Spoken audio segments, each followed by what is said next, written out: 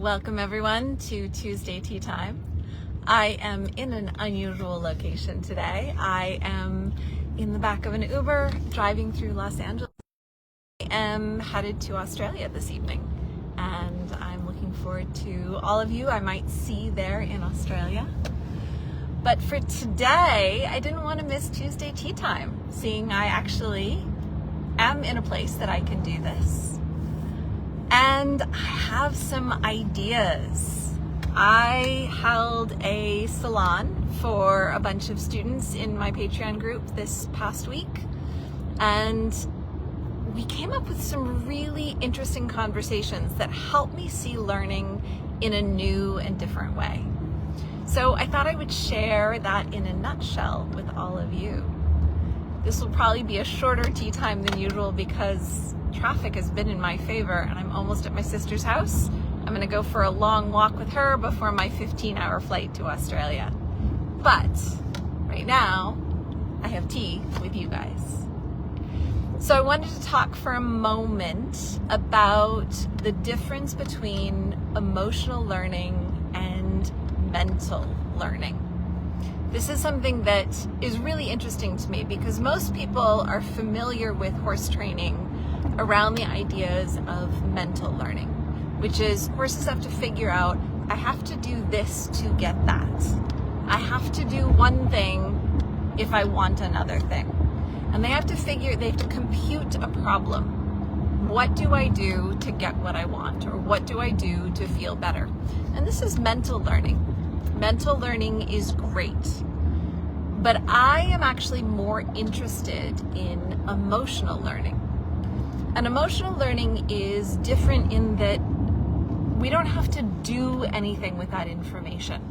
So emotional learning is the ability to use the 5 senses, where we're going to use the eyes and the ears and the sense of smell and the sense of feeling, and we're going to use all of that information to understand the world better without needing to do anything about it. So if we take this idea that we can gather information as a form of experience without actually having to do something with it, this is what I call emotional learning.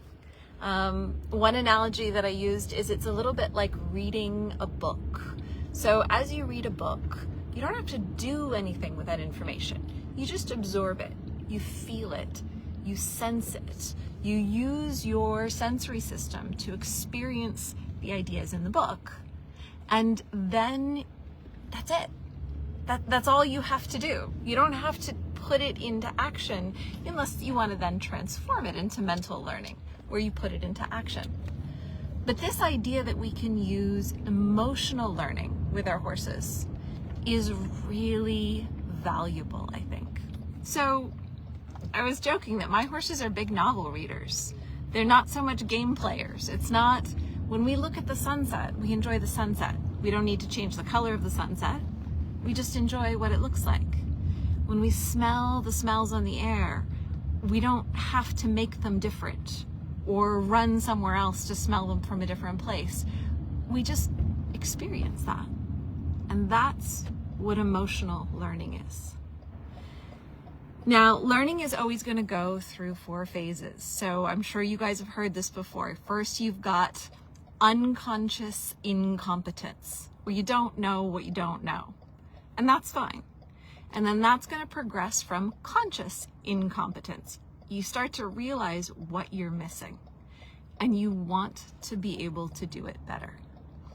Then you get to conscious competence, where you start being able to actually do something, do some learning. If it's mental learning, it will be 1 + 1 = 2. How do I do one thing to get another thing? And that's your mental learning. If it's emotional learning, it's how do I use my senses to fully experience life just because I'm learning about being alive.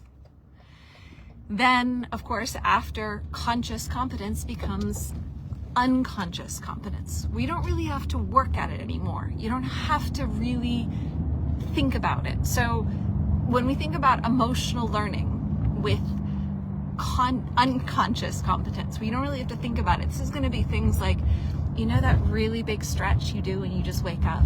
You don't think about doing the stretch. You don't plan on doing the stretch. You are stretched, and it feels amazing. And this is an emotional learning. You are learning what it feels like to be alive. You didn't have to plan it. You didn't have to think about it. You just experienced it. So with our horses, when we're training horses, we spend a lot of time getting them from unconscious incompetence to conscious competence to conscious, sorry, let me say that again. I always get these four mixed up. Unconscious incompetence to conscious incompetence to conscious competence to unconscious competence. So you don't know what you don't know, then you start to know what you don't know, then you put a little effort in and you're able to learn, but you really have to think about it. And then eventually it becomes subconscious, where you just are able to execute this form of learning. I think that you're gonna find that every time you reach a deeper level of learning, you're gonna go through those 4 stages again. So you're gonna find first, you don't know what you don't know. You think you know everything. And then it starts to occur to you that, in fact, you have some things to learn. Then you work at it a little bit.